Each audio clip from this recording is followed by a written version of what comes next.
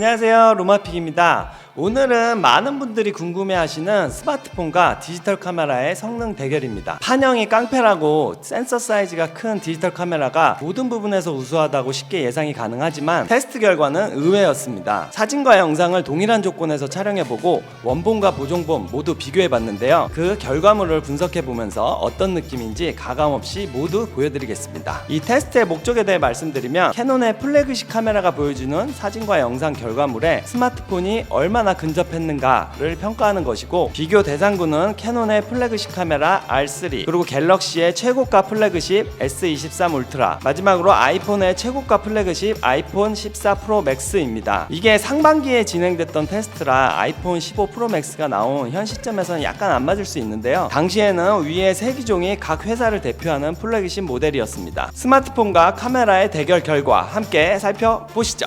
자, 테스트 전제 조건을 알려드릴게요. 캐논 R3는 RF2470 렌즈에 조리개는 f5.6으로 고정, 그리고 JPG 원본에 가장 좋은 라지 화질로 촬영을 했습니다. 그리고 갤럭시 S23 울트라는 기본 카메라로 조리개 f1.7 고정, 그리고 장면별 최적 촬영, 자동 보정 기능을 활성화했습니다. 마지막으로 아이폰 14 프로 맥스는 기본 카메라에 f1.8 조리개 고정, 역시 자동 보정 기능을 활성화했습니다. 결론적으로 사진은 스마트폰도 JPG 원본, R3도 JPG 원본으로 세팅했습니다. 그리고 렌즈 화각은 모두 28mm 정도로 동일하게 세팅했습니다.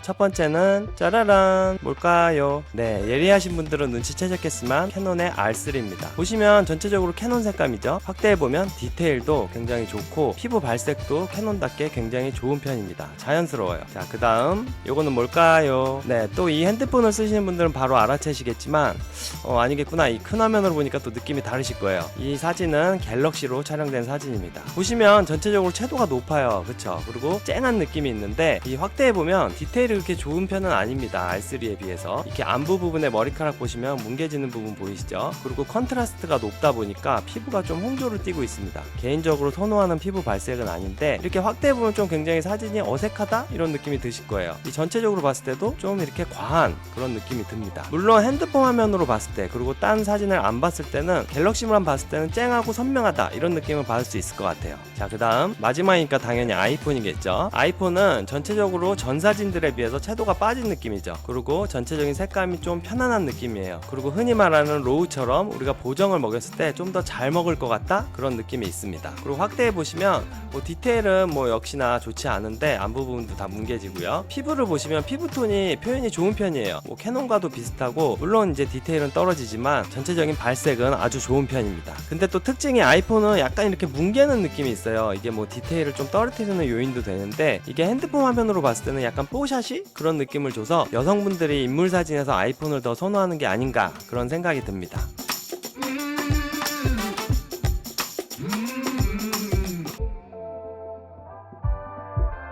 R3 원본을 보시면 해를 등지고 역광으로 촬영을 한 거죠. 근데 이게 노을이 지는 시간대다 보니까 굉장히 어두운 시간대였어요. 그래서 이 사진을 보면 인물이라든지 이 바위, 이쪽의 강 부분이 굉장히 어둡게 표현이 됐죠. 자, 그 다음, 자, 이 사진이 갤럭시인데, 갤럭시는 당연히 자동 보정 기능이 들어가 있어요. 그래서 안부와 명부가 적당히 밸런스가 맞춰져서 이렇게 표현이 됐는데 역시 어색합니다. 좀 뭔가 칼로 오려낸 듯한 그런 샤픈을 보여주고 있죠. 그럼 확대해보면 디테일은 그렇게 나쁘지 않아요. 주광과 비교해서 큰 차이가 없습니다. 그래서 이 부분은 꽤 쓸만하네 이런 생각이 들었는데, 전체적으로 보면 좀 어색한 사진은 마찬가지예요. 그 다음 아이폰은 채도만 보시면 꼭 갤럭시 사진 같이 나왔죠. 근데 색감이 좀 더 자연스러워요. 그리고 확대해보시면 역시 디테일이 갤럭시보다는 좀 떨어지는데, 전체적으로는 이렇게 칼로 오려낸 듯한 느낌은 아니고 자동 보정이 들어간 사진 품질이 갤럭시보다는 좀 더 나은 것 같아요. 근데 이거는 취향에 따라 이 사진이 나을 수도 있고 이 사진이 나을 수도 있고 달라질 것 같습니다. 자, 지금까지 스마트폰은 자동 보정 기능으로 안부와 명부가 적절하게 잘 표현이 됐는데 R3는 그렇지 못했잖아요. 그래서 이번 사진에서만 로우 촬영을 해서 보정을 한번 해봤습니다. 플래그십 카메라는 얼마나 잘 살려낼 수 있는가를 한번 평가하기 위해서요. 자, 이게 보정 사진인데 R3가 아무리 DR이 좋고 안부 표현 능력이 좋다고 해도 이렇게 억지로 끌어올리니까 좀 어색한 건 어쩔 수 없더라고요. 자, 그래도 이렇게 확대를 해보면 노이즈가 그렇게 거슬리지는 않고 약간 거친 느낌이 있는데, 이 자세히 보면 이 디테일 디테일이나 이런 부분이 스마트폰처럼 완전 뭉개지진 않아요. 어느 정도 디테일은 살려주면서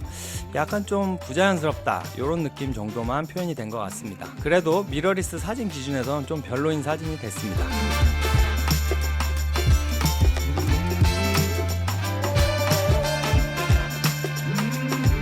일단 R3 이 주광 상황이에요. 뭐 그냥 평범한 우리 조형물 사진이죠. 뭐 확대해보면 디테일도 적당히 괜찮고, 네, 전체적으로 그냥 평범한 사진입니다.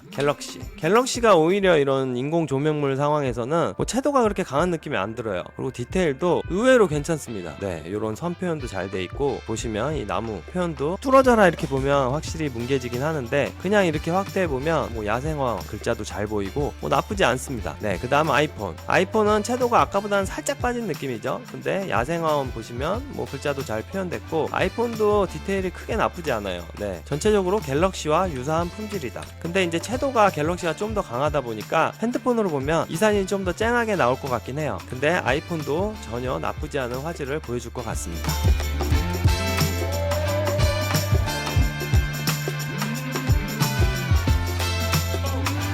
R3 보시면 그냥 뭐 평범한 인테리어 실내 사진입니다. 네, 확대해보면 디테일 잘 괜찮고, 뭐 노이즈라든지 색감 전체적으로 무난하게 표현이 됐습니다. 그 다음 갤럭시는 아까보다 보니까 더 쨍하고 선명한데 이런 느낌 드시죠? 네, 인공조명 상황 아래에서는 갤럭시가 의외로 굉장히 좋은 성능을 보여줬어요. 이 확대해보면 디테일도 나쁘지 않고 노이즈가 크게 거슬리지도 않습니다. 그리고 전체적으로 봤을 때 쨍하고 선명한데 이런 느낌이 듭니다. 우리 R3를 보고 갤럭시, 네, 전혀 뭐 나쁘다는 느낌이 안 들죠. 자, 마지막 아이폰. 네, 아이폰은 이제 색감이 좀 완전 달라지죠. 근데 전체적으로 확대해보면 노이즈가 좀 더 갤럭시보다는 거슬리고 이 디테일도 확실히 좀 떨어지는 모습을 보여주고 있습니다. 인공조명에서는 아이폰이 좀 별론데 이런 생각이 듭니다.